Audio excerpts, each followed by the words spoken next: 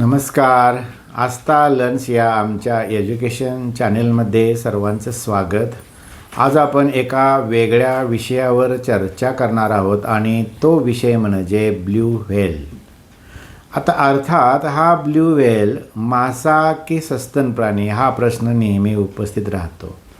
तर आपण त्याला मराठीमध्ये देवमासा असं म्हणतो, पण तो काही मासा नाही, कारण तो एक सस्तन प्राणी आहे. तो कसा काय याचीच माहिती आपणाला जर हवी असेल त्यासाठी आपण हा सगळा व्हिडिओ पहा.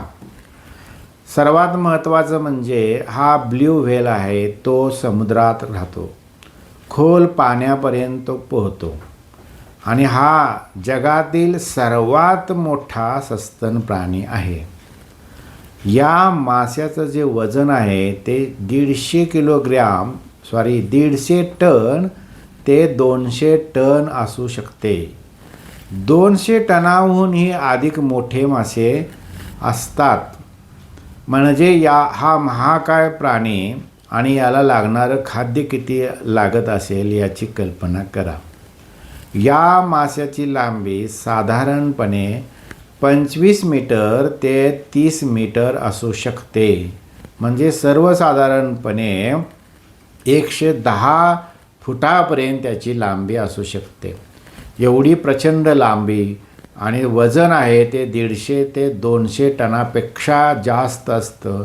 यावरून या माशाची आपल्याला कल्पना येते.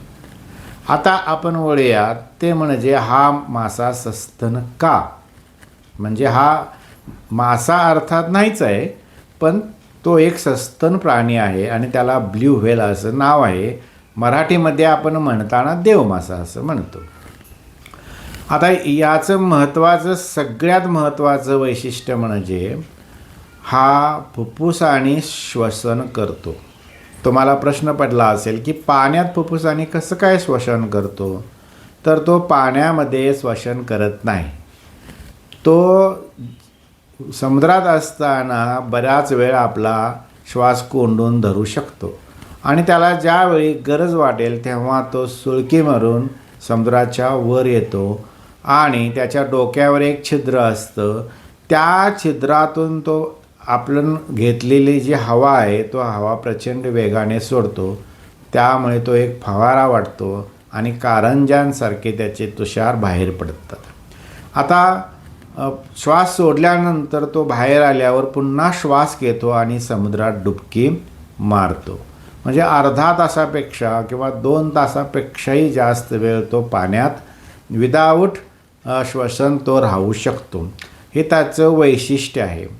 या अवाढव्य प्राण्याचं म्हणजे ब्ल्यू व्हेलचं जे हृदय असतं ते खूप मोठं असतं. म्हणजे जवळजवळ 100 किलोग्रॅमपेक्षाही वजन त्याचं जास्त असतं. यावरून तुम्ही कल्पना करा की एवढं प्रचंड हृदय या महाकाय प्राण्याचं असतं. आणखी एक वैशिष्ट्य म्हणजे हा पाण्यात राहतो आणि पिलांना थेट जन्म देतो. म्हणजे पिलांना जन्म देणाऱ्या प्राण्यांना सस्तन किंवा इंग्रजीत त्यांना मॅमल्स असं म्हणतात. मग हे सस्तन पिलांना जन्म देतात. मग आता पिलं जन्माला आल्या काही खाद्य खाऊ शकत नाहीत, त्यामुळे आईच्या दुधाची त्यांना गरज असते आणि हा देवमासा आपल्या पिलांना दूध पाजतो. आता या माशाला स्तन तरी नाहीत, मग हा दूध कसा पाजत असेल, तर त्याच्या पोटाच्या ठिकाणी एक छिद्र असतं आणि त्या ठिकाणी दुधाच्या ग्रंथी असतात.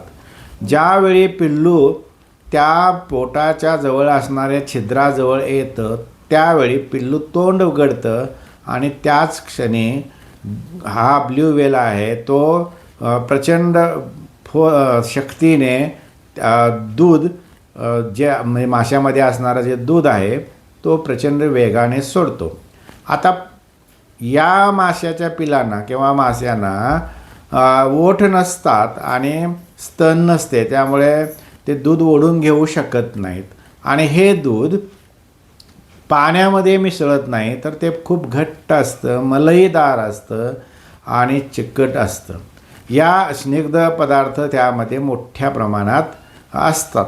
त्यामुळे सहसा ते पाण्यामध्ये लवकर मिसळत नाही आणि ते घट्ट अवस्थेतच प्रचंड वेगाने माशाच्या पिलू आहे त्या पिलाच्या तोंडात ते जातं आणि मग हे माशाचं पिलू ते दूध पिऊन आपला उदरनिर्वाह करतं. एका वेळी 100 ते 200 लिटर दूध देवमासा म्हणजे ब्ल्यू व्हेल आपल्या पिलांना देतो. म्हणजे यावरून कल्पना करा की देवमाशाच्या पोटामध्ये किंवा स्तनग्रंथी आहे त्यामध्ये किती प्रमाणात दूध असते त्याची कल्पना येईल. आता हा एवढा मोठा अवाढव्य प्राणी असूनही तो खात काय बरे असेल तर सर्वात लहान समुद्रामध्ये जे प्राणी असतात म्हणजे त्याचं नाव आहे क्रिल. क्रिल नावाचे प्राणी समुद्रामध्ये भरपूर प्रमाणात असतात आणि हे प्राणी खाऊन देवमासा म्हणजेच ब्ल्यू व्हेल आपला उदरनिर्वाह करतो. आता क्रिल एवढे लहान असतात आणि मग त्याची भूक कशी काय भागते तर हे क्रिल प्राणी जे आहे ते मोठ्या प्रमाणात असतात आणि एका वेळी तो देवमासा असंख्य क्रिल प्राण्यांना खाऊन आपलं पोट भरतो आणि पोट भरल्यानंतरच तो आपलं खाणं आहे तो बंद करतो. असा हा अवाढव्य प्राणी समुद्रात वावरत असताना त्याचं रक्षण करण्याची जी जबाबदारी आहे ती आपली सर्वांची खूप मोठी आहे.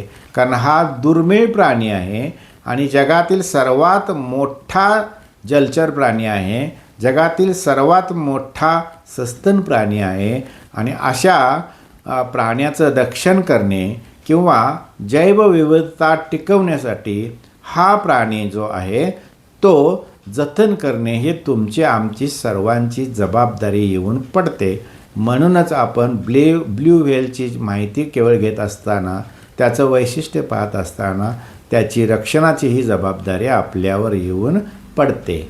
धन्यवाद.